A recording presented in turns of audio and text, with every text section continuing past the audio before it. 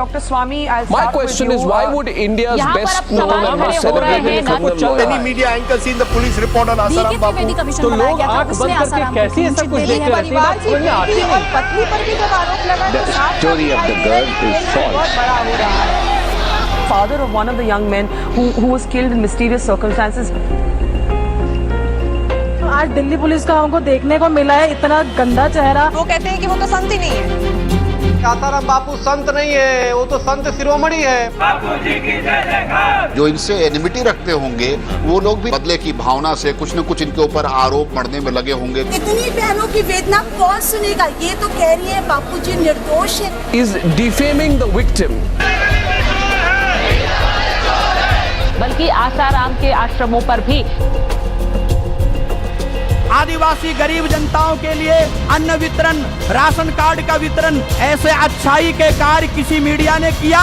Arrested over sexual assault against women, a charge he strongly denies. जमानत न मिल पाने की वजह से आसाराम समर्थक सोशल मीडिया के जरिए उनकी जमानत के लिए मुहिम चला रहे हैं। You are wrongly informed. भारतीय संस्कृति का अगर किसी ने दर्शन करवाया है तो वो बापू है। What the FIR says. Rape के आरोपों में फंसे Asaram. It is you who is acting the role of a prosecutor through the media. Very first day से हम ये कह रहे हैं कि 376 का ना कोई मेडिकल एविडेंस है, ना कोई पीड़िता ने आरोप लगाया है। The story of the girl is false. And it is my duty to do my best to establish that defense. Bholanath आचार्य बोल रहा है कि मैंने एक संपादक के कहने पे ही अपने बयान दिए थे। पूरे हैं वे मर्द जो हर हाल में खुश है। So you're saying that the ones who've been killed are not material witnesses, according to you? Absolutely. Jail में भी खुश है, रेल में भी खुश है। दे दिया। Miscarriage of justice.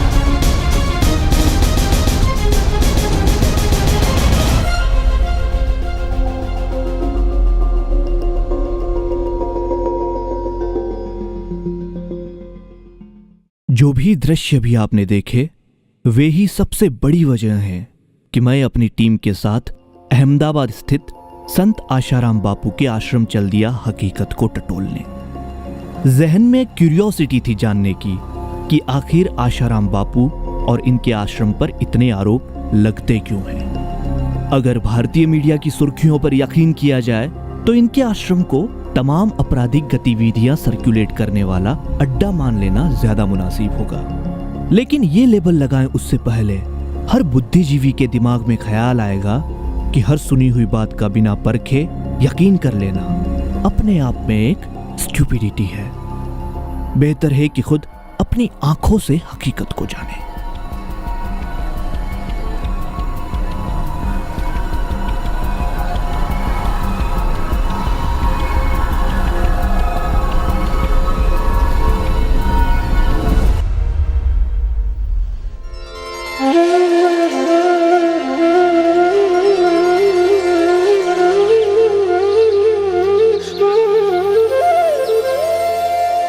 मैंने पढ़ा था स्क्रिप्चर्स में गुरु शिष्य परंपरा और आश्रमों के बारे में, लेकिन पहले ही दिन जब मैं संत आशाराम बापू के आश्रम पहुंचा तो पढ़ी बातों को प्रैक्टिकली देख रहा था।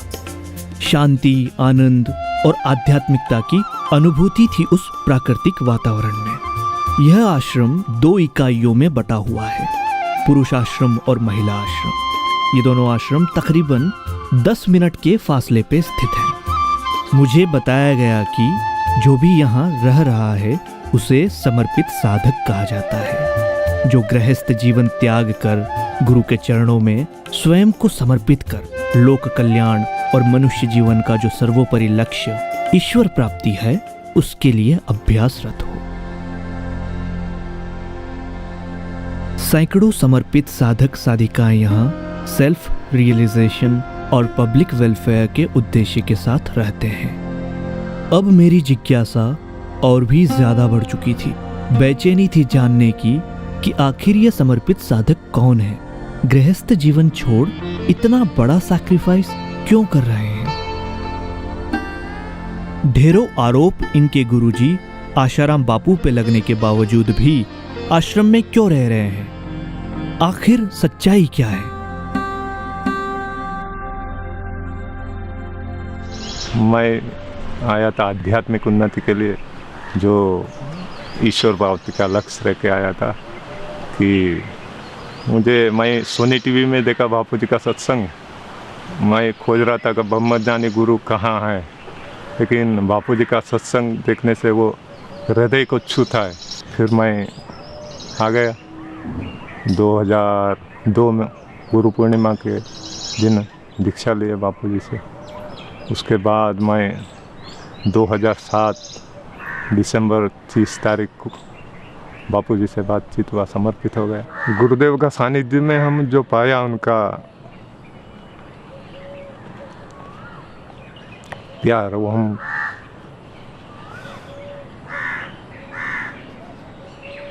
कभी भूल नहीं सकते। उन्होंने जैसा अपना जिंदगी को परिवर्तन कर दिया है, वो हम उनका ऋण चुका नहीं सकते। अभी दुनिया में मुझे ये लगा कि अपना जो भाव है कोई समझ नहीं सकता, सिर्फ गुरुदेव ही समझ सकता है। जो अपना भाव रहता है, अभी हम अपना भाई समझे, अपना जो रिलेशन कोई नहीं सकता दुनिया में, सिर्फ गुरुदेव ही अपना जो सूक्ष्म भावना रहता है वही गुरुदेव समझ सकते, अपना उन्नति कर सकता है। इसलिए गुरुदेव तो हम चाहते हैं जल्दी बाहर आए, उनका मार्गदर्शन मिले, उनका सानिध्य मिले, हम तो हर क्षण चाहते हैं।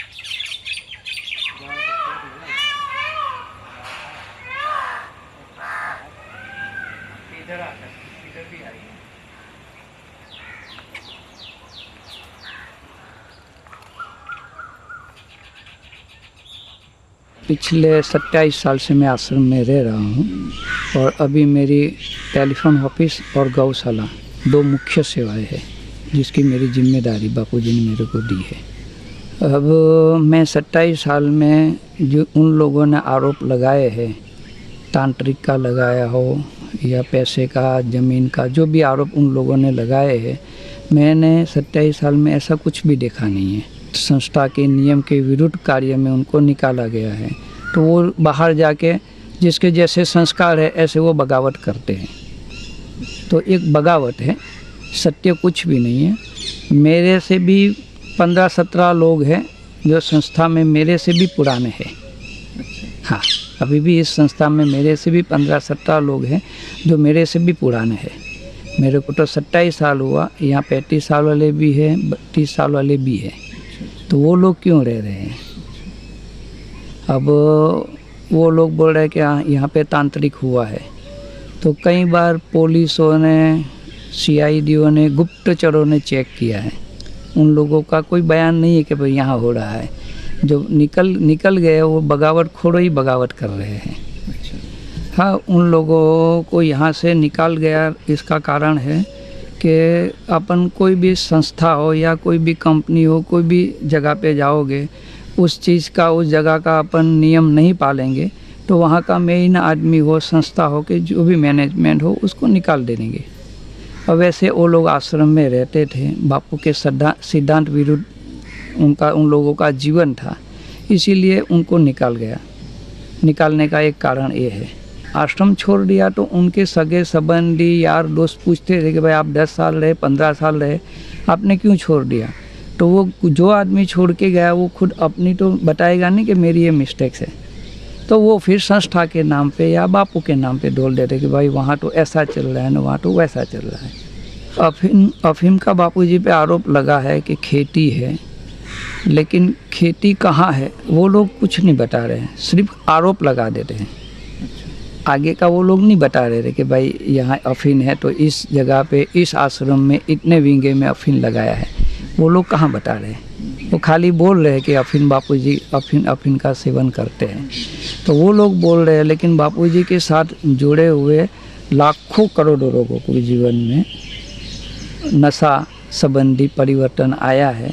उन लोगों ने बापूजी ने जाके उन लोगों को पर्सनल नहीं बोला है कि आप बीड़ी छोड़ दो, कि चाय छोड़ दो, कि दारू छोड़ दो। बापूजी का सिर्फ सत्संग सुना और उन लोगों ने छोड़ दिया।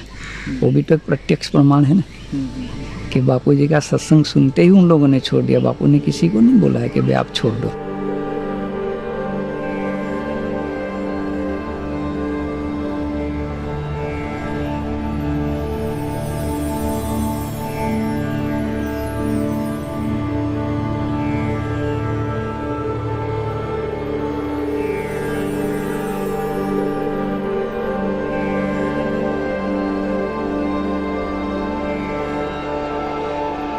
जहाँ जाने से श्रम मिट जाता है, थकान उतर जाती है, उसको आश्रम कहते हैं। संसार में कई तरह के श्रम करते हैं लोग, दिन रात करते हैं और इसी श्रम के बोझ में दबकर पूरा जीवन भी गंवा देते हैं। लेकिन आश्रम में गुरु के सानिध्य में जो भी रह रहे हैं, यहाँ तप साधना ध्यान जो भी सिखाया जाता है, श्रम तो वो भी लग जाता है, लेकिन वो श्रम एक ऐसा है कि जन्मों जन्मों की थकान उतारता है और अपने मूल उद्देश्य को सिद्ध करता है। साधकों की उन्नति होती है, आने वाला हर अपनी थकान को, अपने दुख को, कष्ट को भूल जाता है।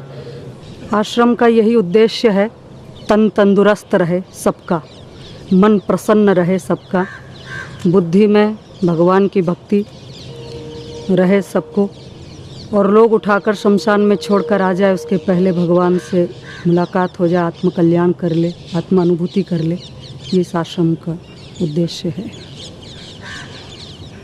और दूसरा आपने पूछा कि सत्संग, आज के ज़माने में सत्संग की क्या आवश्यकता है, तो देखिए आज के समय में आवश्यकता नहीं, हर समय सत्संग की आवश्यकता रही है। अनादिकाल से सत्संग की आवश्यकता रही और आगे भी सत्संग की आवश्यकता उतनी ही रहेगी जितनी पहले थी, तो अभी भी है। सत्संग अगर जीवन में नहीं होगा तो कुसंग का प्रभाव चढ़ जाएगा, उसका रंग चढ़ेगा। देवऋषि नारद जी भी सत्संग की बड़ी भारी महिमा गाए हैं। नारद भक्ति पुराण में उन्होंने कहा है कि अगर जीवन में सत्संग नहीं होगा तो कैसा भी व्यक्ति हो वो कुसंग के रंग में डूब जाएगा, उसका पतन निश्चित है। आधुनिकीकरण के दौर में शहर की भीड़ भाड़ से दूर यहाँ वसुदेव कुटुंबकम की भावना महसूस की जा सकती थी। जो प्यार पशु पक्षियों के लिए मैंने देखा वो यकीनन अविस्मरणीय था।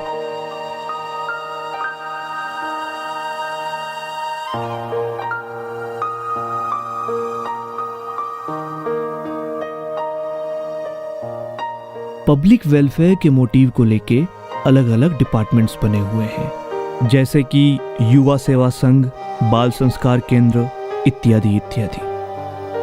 मुझे जानकर आश्चर्य हुआ कि किसी भी डिपार्टमेंट में एक भी व्यक्ति को हायर नहीं किया गया है। सभी साधक गुरु आज्ञा को सर आंखों रख निष्काम भाव से लोक कल्याण के उद्देश्य में लगे हुए हैं। हाल ही में एक मैगजीन ने ये आरोप लगाया है कि बापूजी करोड़ों रुपए की संपदा के मालिक हैं। ये बात बिल्कुल तथ्यहीन है, निराधार है और बापूजी को और बदनाम करने के बद इरादे से फैलाई जा रही है। अब ये निराधार कैसे हैं ये समझें आप। आश्रम क्या है, किसने बनाया, क्यों बनाया, ये समझना बहुत जरूरी है। आज कोई भी व्यक्ति बापूजी के सत्संग में आता है, वहाँ से उसको सुखी जीवन, स्वस्थ जीवन, सम्मानित जीवन जीने की कला सीखने को मिलती है। उससे उसके जीवन में परिवर्तन आता है, धीरे धीरे उसके पूरे परिवार के जीवन में परिवर्तन आता है। तो ऐसे ही करते करते ही इन्हीं जो सत्संग में आता है वो अपने स्थानीय क्षेत्र में अन्य लोगों को भी इसका लाभ मिले। जो भारतीय संस्कृति का दिव्य प्रसाद उसे मिला है वो अन्य लोगों को भी मिले, इसलिए उन्हीं इसी तरह के लाभान्वित लोगों के द्वारा ही श्री योग वेदांत सेवा समितियां बनाई जाती हैं। और वही समितियां अपने क्षेत्रों में जमीन खरीद कर वहां पर आश्रमों का निर्माण करते हैं, जहां पर आकर लोग अपने आध्यात्मिक उत्थान के साथ साथ समाज के लिए उपयोगी विभिन्न रचनात्मक सेवा कार्य करते हैं। तो ये आश्रम बापूजी ने नहीं बनाए, ये आश्रम स्थानीय लोगों ने ही खड़े किए हैं। क्योंकि इस पूरे देवी कार्य के लिए उनके आदर्श प्रेरणा स्तोत्र पूज्य बापूजी होते हैं, तो श्रद्धा भाव से उन आश्रमों का नाम संत श्री आशाराम जी आश्रम रखा जाता है। तो इसका अर्थ ये नहीं कि आश्रम कोई बापूजी की व्यक्तिगत संपदा है, ये बिल्कुल गलत बात है। जो भी वहाँ पर निर्माण कार्य हैं, जो भी जमीन संपदा है, वो स्थानीय ट्रस्ट की होती है और उसका पूरा संचालन भी स्थानीय लोग ही करते हैं, और देखा जाए तो उससे लाभान्वित भी स्थानीय लोग ही हो रहे हैं।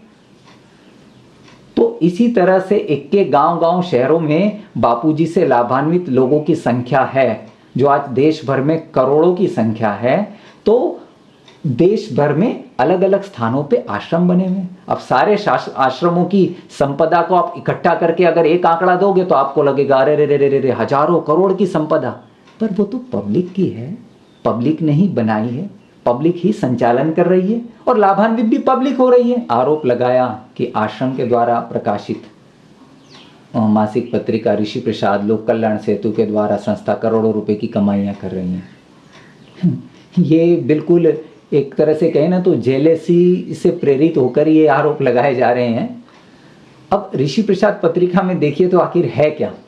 ऋषि प्रसाद एक आध्यात्मिक मैगजीन है जिसमें सनातन संस्कृति का, संतों का, ऋषि मुनियों का और पूज्य बापूजी का संदेश जो होता है, यानी समाज का, देश का, राष्ट्र का मंगल कैसे होगा, एक व्यक्ति का सर्वांगीण विकास कैसे होगा, उस ऋषि प्रसाद मैगजीन यानी एक पत्रिका के माध्यम से गुरुदेव अपने इस मैगजीन से समाज को जो लाभ हो रहा है, हमारी भारतीय संस्कृति का जो प्रचार हो रहा है वो देखिए। बापूजी के जितने भी आश्रम हैं वह सब चैरिटी कमिश्नर में रजिस्टर्ड हैं और उसका संचालन वहाँ की जो लोकल समितियाँ रहती हैं वही करती हैं, और उसका जो नित्य हिसाब किताब रहता है वो यहाँ आश्रम को भेजते हैं और आश्रम द्वारा उसको चैरिटी कमिश्नर में दिया जाता है, और इनकम टैक्स में भी उसका जो भी टैक्स है वह भरा जाता है। इसलिए बापूजी ने इतनी संपदा है, ये है, वो है, इस तरह के आरोप कहीं पर भी स्टैंड नहीं करते।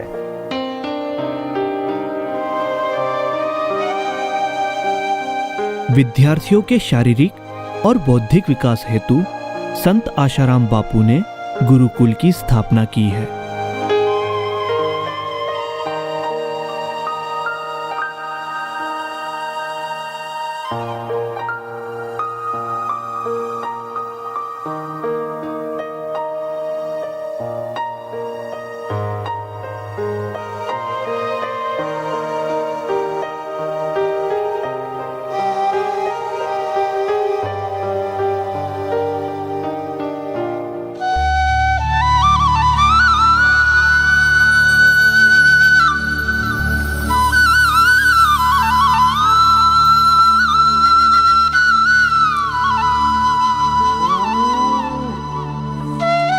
गाय जिसे एक तरफ सनातन संस्कृति में मां का दर्जा दिया गया है और दूसरी ओर खुलेआम कत्लखानों में काटा जा रहा है, लेकिन आश्रम द्वारा गायों की हिफाजत के लिए समूचे भारत में अनेकों गौशालाएं चलाई जा रही हैं। जब मैंने कहा आप लोग इतनी सारी गायों का पालन कर रहे हैं, ये देखकर आपको दिल से थैंक्स कहने का मन करता है, तो मुझे जवाब मिला, हमारे बापूजी कहते हैं कि हम गाय का पालन नहीं बल्कि गाय हमें पालती है। इतनी दूरदृष्टि को देख मैं खुद कुछ सेकंड्स के लिए स्तब्ध हो गया। बापूजी ने जो ये गौशालाएं खोली, इन सारी गौशालाओं में बापूजी मदद करते हैं। बापूजी की मदद के कारण ये गौशालाएं चल रही हैं।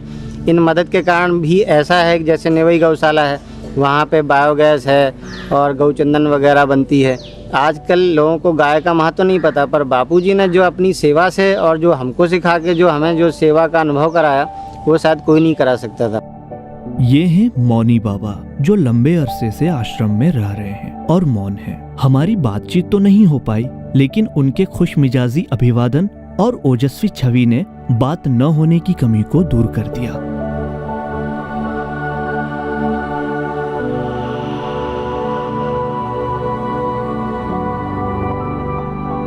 सूर्योदय का वक्त था। मैंने देखा एक साधक बड़ी ही खूबसूरती से सूर्य नमस्कार कर रहे थे। मुझे उन्होंने बताया कि सूर्य नमस्कार योगासन में सर्वश्रेष्ठ है, जिसके अभ्यास से संपूर्ण योग व्यायाम का लाभ होता है। शरीर निरोगी और तेजस्वी बनता है।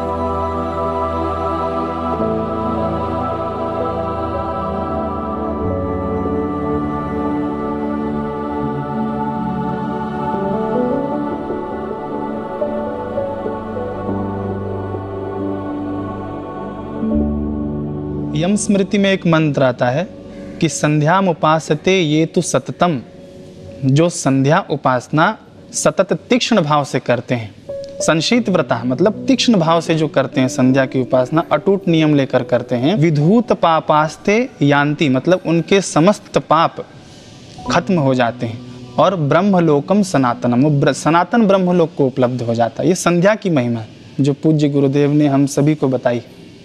वैज्ञानिक पद्धति से देखी जाए तो हमारे शरीर में 3 मुख्य नाड़ियाँ हैं, ईड़ा, पिघला और सुषुम्ना। तो सुषुम्ना नाड़ी इस संधि काल में, संध्या के काल में जागृत होती है। तो इसमें अगर प्राणायाम किया जाए, ध्यान किया जाए, जप किया जाए तो अपने विचार उन्नत होते हैं, जीवनी शक्ति ऊपर की ओर आती है। देखिए, हल्के विचारों से ही मनुष्य पतित होता है और दुराचार, व्यभिचार, ये जो समाज में जो फैल रहा है, ये हल्के विचारों का ही परिणाम है। जो संध्या की उपासना करते हैं उनके विचार उन्नत होते हैं। संध्या का तात्पर्य ही है, संध्या शब्द आया है संधि से।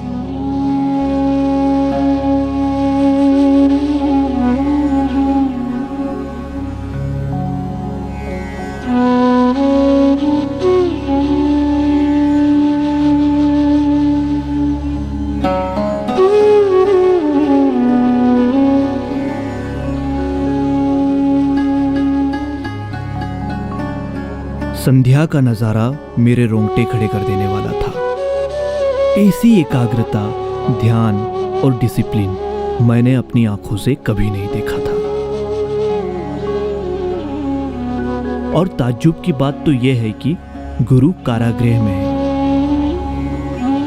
मीडिया ने आरोप लगाने की तमाम हदें तोड़ दी, फिर भी किसी के चेहरे पे संकोच, शिकन और शिकवा नहीं था।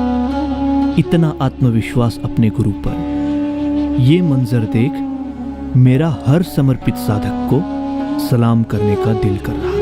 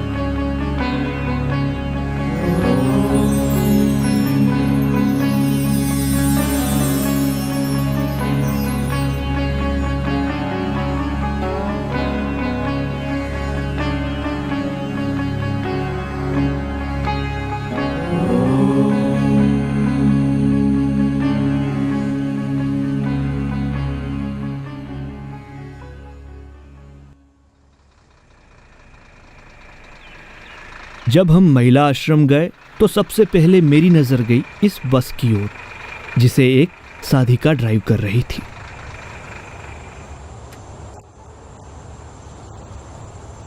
पिछले 16 वर्षों में कई सेवाएं हमने की हैं नारी उत्थान के लिए, और एक विशेष सेवा में ये रही है, हमारी आश्रम की एक विशेष प्रवृत्ति रही है आयुर्वेदिक चल चिकित्सालय, जिसमें मेरी ड्राइविंग करने की पिछले 16 सालों से सेवा रही है।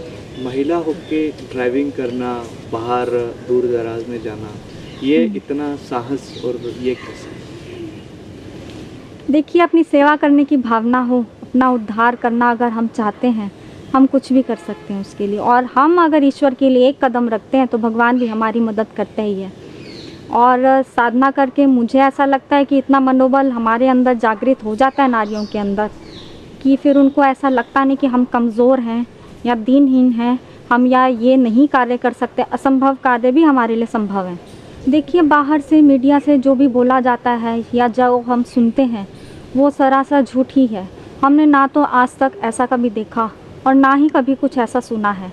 ये तो हम बाहर से लोगों के द्वारा और लोगों के उससे हम सुनते हैं, तब हमें पता चलता है कि बाहर दुनिया में आज इस तरीके का बोला जा रहा है। और मैं तो मेरा ही एक्सपीरियंस बोलूँ तो मैं पिछले 16 सालों से आश्रम में रहती हूँ। अगर 16 साल तो किसी भी चीज़ को जानने के लिए बहुत हो जाते हैं।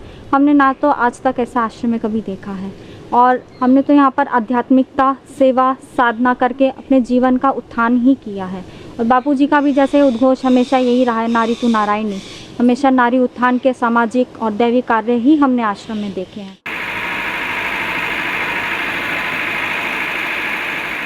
आशाराम बापू आश्रम की शाखा है सती अनुसुईया महिला आश्रम, जहां समर्पित साधिकाएं रहती हैं।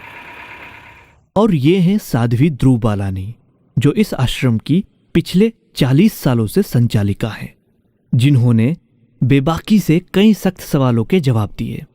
इतने सालों में न देखा न सुना, अगर ऐसा होता तो हम यहाँ रहते क्या?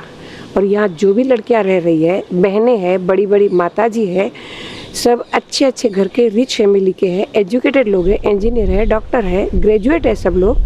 तो इतने सालों से इतना देखते सुनते तो कोई भी रहता क्या? इस कलयुग में अगर उनको जो भी कुछ करना होता तो बाहर सब कुछ उनको मिल सकता था, यहाँ क्यों आते? और अगर वो लोग आरोप लगा रहे हैं तो उनकी नजरिया में कमी है। बीच में एक आरोप लगाया गया था कि आप महिला आश्रम में गर्भपात होता है, और बहुत सारे यहाँ पर जो बच्चियाँ बेचारी कुछ इस विषय में जानती नहीं, अगर उसके ऊपर कोई आरोप लगाता है तो बच्चियाँ कुछ नहीं कर सकती। जिनकी जैसी दृष्टि होती है ऐसा उनको दिखने में आता है, उसमें कोई क्या कर सकता है। तुलसी की लकड़ी से बड़ी ही कौशलता से मोती बनाए जा रहे हैं, जिन्हें धागे में पिरोकर तुलसी की माला बनाई जाती है। महिला आश्रम में साधिकाओं द्वारा कई आयुर्वेदिक प्रोडक्ट्स बनाए जाते हैं, जिन्हें आम जनता तक किफायती दामों में पहुंचाया जाता है, जिसका उद्देश्य है कि देश की आवाम को स्वदेशी उत्पाद सुलभ करा महंगाई और मिलावट से दूर रखा जाए। गरीब लोग जो अपना इलाज करवाने में असमर्थ हैं, उनके लिए आयुर्वेदिक चिकित्सालय की व्यवस्था। इतना सब कुछ देखने और जानने के बाद मेरा दिल गवाही नहीं दे रहा था कि आशाराम बापू जिन्होंने यह आश्रम स्थापित किए, महिलाओं के विकास के लिए इतने ठोस कदम उठाए, वे क्यों महिलाओं का शोषण करेंगे? खुद को यह सवाल परेशान किए जा रहा था। इन्हीं सवाल के जवाब की तलाश में मैंने अन्य साधिकाओं से भी बातचीत करने की कोशिश की। देखिए, हर प्रतिष्ठित व्यक्ति के ऊपर आरोप लगाना तो बहुत आसान है, और किसी की भी प्रतिष्ठा को अगर चूर चूर करना हो तो उसके ऊपर सबसे पहले उसके चरित्र पे ही आरोप लगाया जाता है। मेरे ख्याल से 10 साल होने आए होंगे जब से ये आरोप चले आ रहे हैं। बापूजी के चरित्र, मतलब अभी तो चरित्र हनन पे आरोप लगाया गया है, तो ये तो सबसे संगीन आरोप है। और मैं 15 साल से जो देख रही हूँ कि यहाँ पे सिर्फ मानव के उत्थान के लिए ही जो कार्य होते हैं, मानव सेवा के लिए जो आदर्श बापू ने हमारे आगे रखे हैं कि लोक कल्याण के लिए ही अपना जीवन समर्पित करना चाहिए, तो उसी तरह के ही कार्य होते हैं, उसी से संबंधित हमारा भी सेवा कार्य चल रहा है। बाकी ऐसा कोई अभी तक कार्य मैंने यहाँ देखा भी नहीं है और सुना भी नहीं है। ये तो जब हमने मीडिया से सुना है तो हमको बड़ा आश्चर्य होता है कि ये सब इतना सारा वो बोल रहे हैं, इतना सारा वो किस दम पे बोल रहे हैं ना, उनके पास कोई सबूत है इस चीज़ का।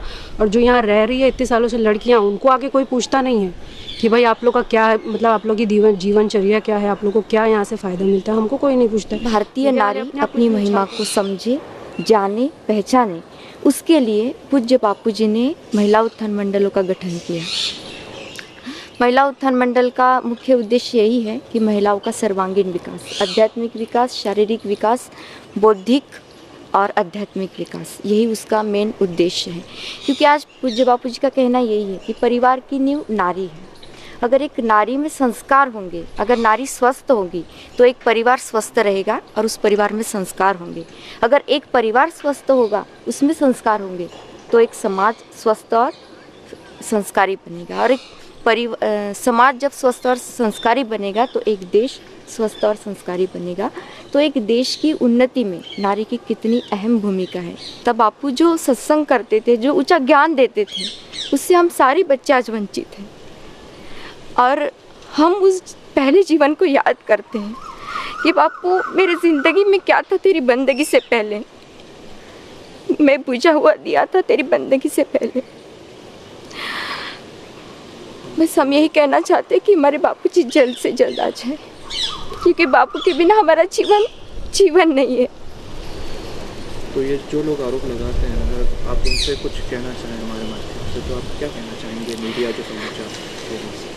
मैं तो मीडिया को यही कहना चाहती हूँ कि अगर आप में सच में दम है, अगर आप सच में सच्चाई दिखाना चाहते हो, तो आप किसी एक महिला आश्रम की बच्ची को कैमरा के आगे खड़ा करो, या बापूजी की कितनी सारी दीक्षित बहनें हैं, उस एक को खड़ा करो, अनेकों नहीं, एक को खड़ा करो, तो हम बताएंगे कि हमारे बापूजी है क्या और बापूजी ने हमें क्या दिया है।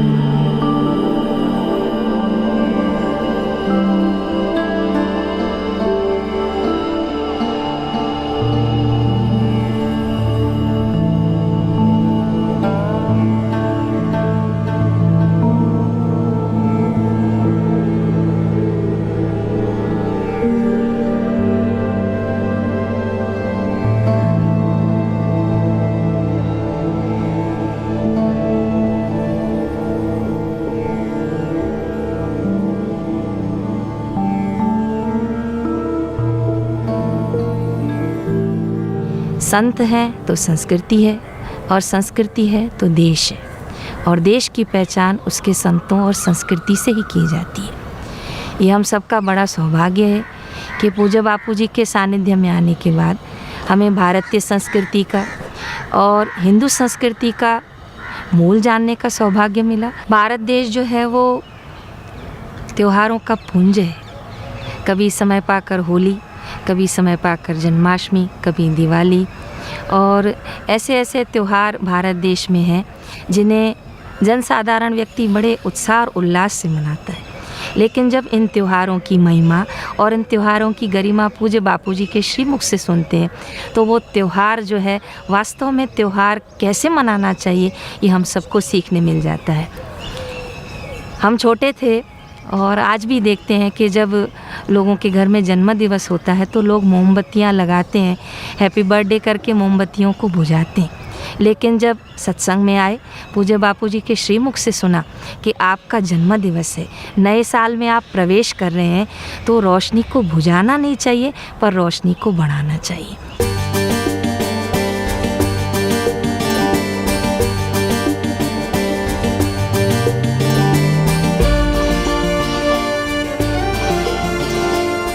ये हैं साधक घनश्याम। मैंने जब इनसे पूछने की कोशिश की कि कितने अरसे से आश्रम में रह रहे हैं, यहाँ कैसा महसूस करते हैं, वे कुछ बोले नहीं। इनके इशारे और मुस्कुराहट ने सब कुछ बयां कर दिया। और मुझे बताया गया कि जब से इनके गुरुजी कारागृह में हैं, ये मौन है। जब जानने की कोशिश की कि ऐसा क्यों, तो अन्य साधकों ने मुझे बताया कि उपनिषदों के अनुसार मौन रहने से संकल्प शक्ति बढ़ती है, और इनका संकल्प है कि बापूजी जेल से जल्दी बाहर आए।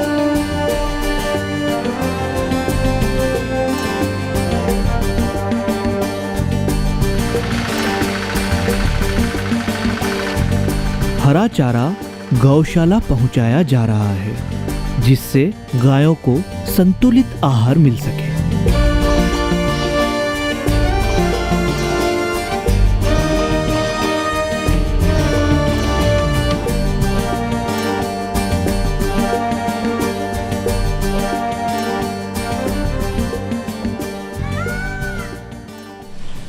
देखिए, बापूजी से जो हमको यहाँ आश्रम में रहते हुए जो स्नेह मिला है, जो प्यार मिला है, जो जीवन में ऊंचाई मिली है, वो बनावटी नहीं हो सकती। एक आदमी बनावटी करके एक नाटक कर सकता है क्योंकि उसको पैसा मिलता है, अपना जीवन नहीं दे सकता। किसी कंपनी के लिए भी एक जॉब अगर काम करता है तो उसको 25,000 50,000 सैलरी मिलता है तो उसके लिए काम करता है, मगर वो कंपनी को अपना जीवन नहीं देता है। क्यों? क्योंकि उससे सैलरी मिलनी है। मगर यहाँ इतने आश्रमवासी रह रहे हैं, इतना साधक जुड़ा हुआ है, वो क्यों जुड़ा है? क्योंकि उसको कुछ असली चीज़ मिल रही है, वो बनावटी नहीं है।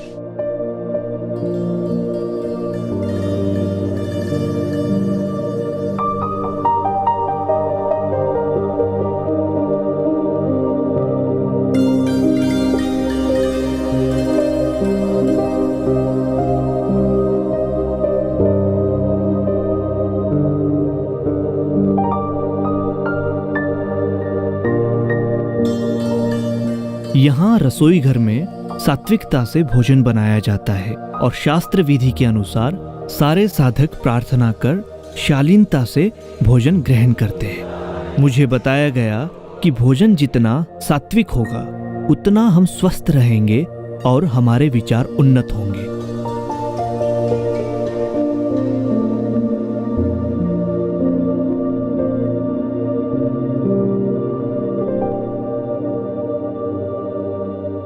पूज्य बापूजी पिछले 50 वर्षों से सतत इस समाज के उत्थान में लगे हैं।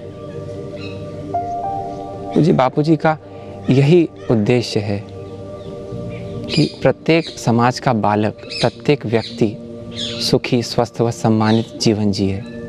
इसी उद्देश्य को लेते हुए जन जन तक सनातन संस्कृति का दिव्य ज्ञान कैसे पहुँचे, इस हेतु पूरे भारत भर का बापू भ्रमण करते आए।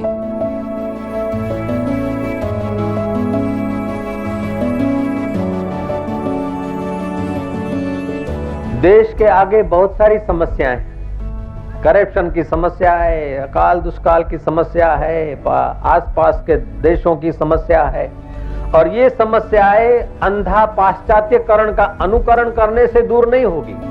ये समस्याएं दूर होगी ऋषि ज्ञान से, ये समस्याएं दूर होगी अभेद निर्भय ज्ञान से, ये समस्याएं दूर होगी मन बुद्धि आत्मा में डुबा के फिर निर्णय लेने से समस्याएं दूर होगी। ये समस्याएं बंदूक और बम गोलों से दूर नहीं होती।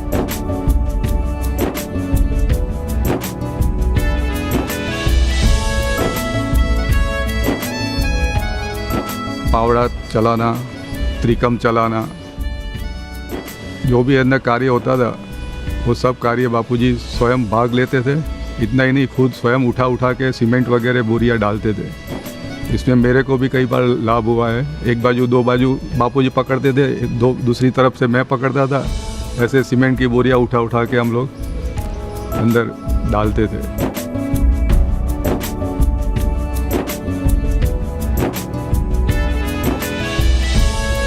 वैष्णव जन तो तेने कहिए, जे पीड़ पराई जाने रे। संत आशाराम बापू के जीवन में इस पंक्ति का यथार्थ देखा जा सकता है। अपने सद्गुरु श्री लीलाशाह जी महाराज की आज्ञा को अंगीकार कर एकांत को त्याग लोक सेवा में लग गए।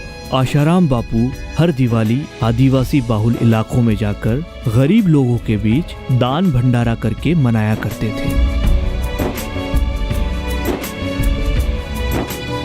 न यश की इच्छा है न अपयश का डर है, तो उसकी करने की आसक्ति मिटती है। करने की आसक्ति मिटते ही अकर्ता आत्मा में विश्रांति मिलती है। अकर्ता आत्मा में विश्रांति मिलते ही सुख, आनंद, माधुर्य, निर्भयता जैसे दैवी गुण विकसित होने लगते हैं। निष्काम कर्म योग और कर्म बंधन में इतना ही फर्क है कि निष्काम कर्म योग करने की आसक्ति मिटाता है और सकाम कर्म कर्म बंधन बढ़ाता है। And when I came out of the meditation and opened my eyes, before me was the saint that I had seen 8 years before in meditation in Denver, Colorado. सबका कल्याण मेरा कल्याण, क्योंकि सब भिन्न भिन्न दिखते हैं, लेकिन जैसे मेरे बॉडी में अंग भिन्न भिन्न है, मैं एक हूँ, ऐसे विश्व में अनेकता के पीछे भी एक ही सत्य और एक ही सनातन रहस्य है। के दर तक पहुँचने तो पाए, ये न पूछोगे हम क्या करेंगे, कि सर झुकाना अगर जुर्म होगा, सर झुकाना अगर जुर्म होगा, हम निगाहों से सजदा करेंगे। हो जाऊं खुद में मौला कहते कहते, मिलूं तुझसे तुझ में तेरा कहते कहते, न भूलूं कभी तेरी रहमत को सतगुर, जफा को भी तेरी वफा कहते कहते, सिवा तेरे मुझ में रहे कुछ न बाकी, खुदी को मिटा दूं खुदा कहते कहते, तू पूरन है सब में तेरे बिन नहीं कुछ, मौला हो गया हूँ मौला कहते कहते। स्वामी जी ने बोला जा तू मौला ही हो गया। तुम अलग नहीं हो भगवान से और दूर नहीं हो, और भगवान तुम्हारे लिए दुर्लभ नहीं है।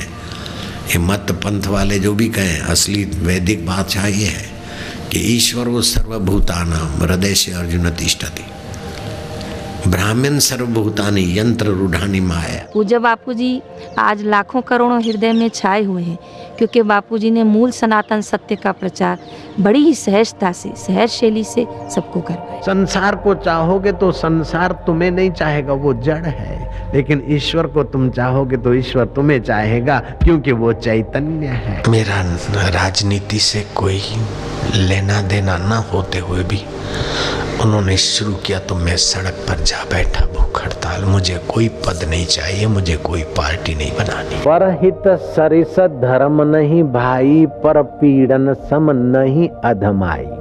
अपने चित्त को और दूसरे चित्त को पीड़ा से बचाना धर्म है, और पीड़ित करना अधर्म है। हम तो हर पल हर घड़ी में बापूजी की उदारता देखते रहते थे। बापूजी रात भर कहीं भी बच्चा कैसे सोता है, कैसे जगता है, क्या करता है, क्या नहीं करता, वो क्या खाता है, क्या पीता है, उनकी सुखाकारी के लिए, उसकी आध्यात्मिक उन्नति के लिए बापूजी पूरा प्रयत्नशील रहते थे।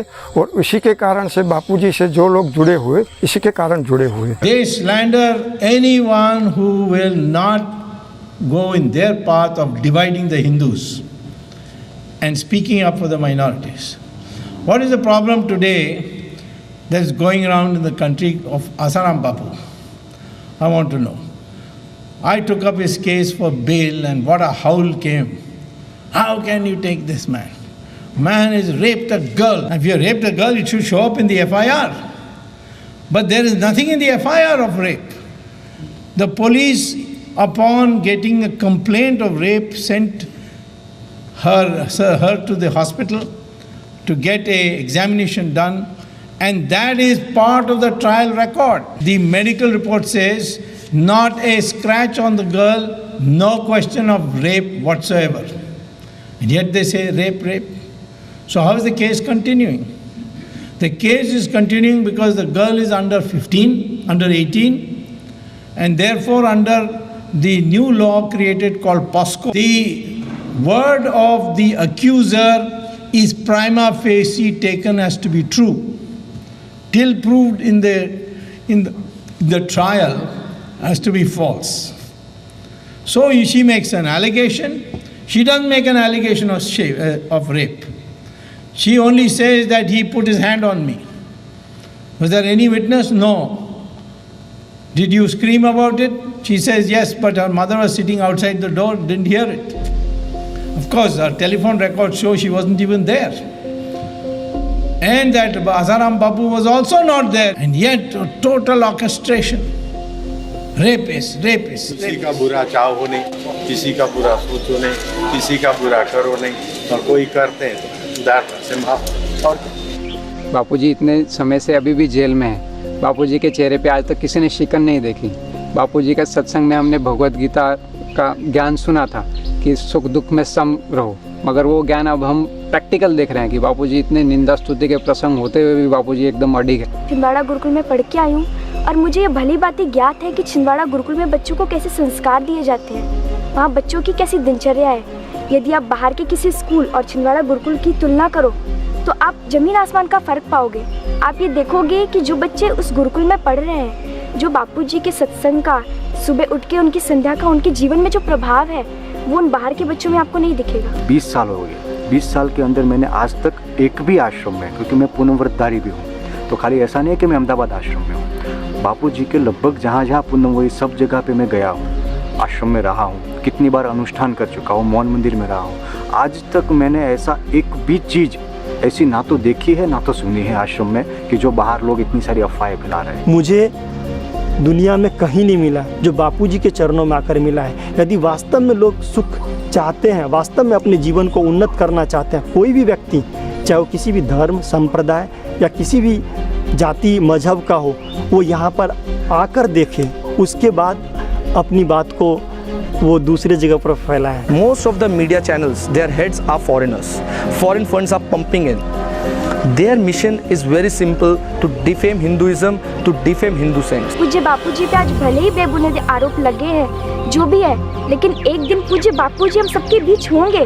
बाहर जो पब्लिक बापूजी से नहीं जुड़ी है, खाली टीवी के माध्यम से सुना हुआ है या तो अखबार के माध्यम से जाना हुआ है कि बापूजी क्या है क्या नहीं, तो उनके मेरी प्रार्थना है, करवर्त प्रार्थना है उनसे कि एक बार आप आश्रम में आओ, खुद मुआयना करो, मीडिया की बात मत सुनो, किसी दूसरे की बात मत सुनो, क्योंकि हो सकता है कि जो आपने देखा है सुना है वो कुछ और निकले।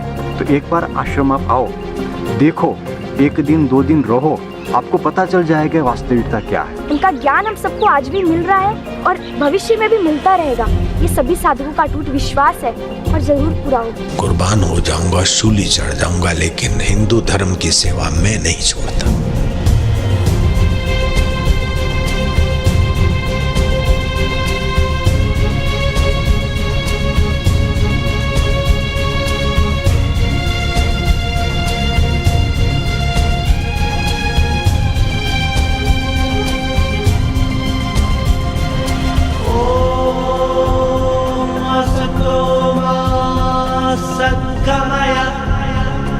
तमसो मा ज्योतिर्गमय मृत्योर्मा मृतं गमय। ओम शांति शांति शांति। हमारा आखिरी दिन था आश्रम में। घर लौटने की तैयारियां की जा रही थी और उस वक्त मेरे जहन में एक ही ख्याल था, सत्य को किसी के साथ की जरूरत नहीं होती, वो अपने आप में सामर्थ्यवान होता है।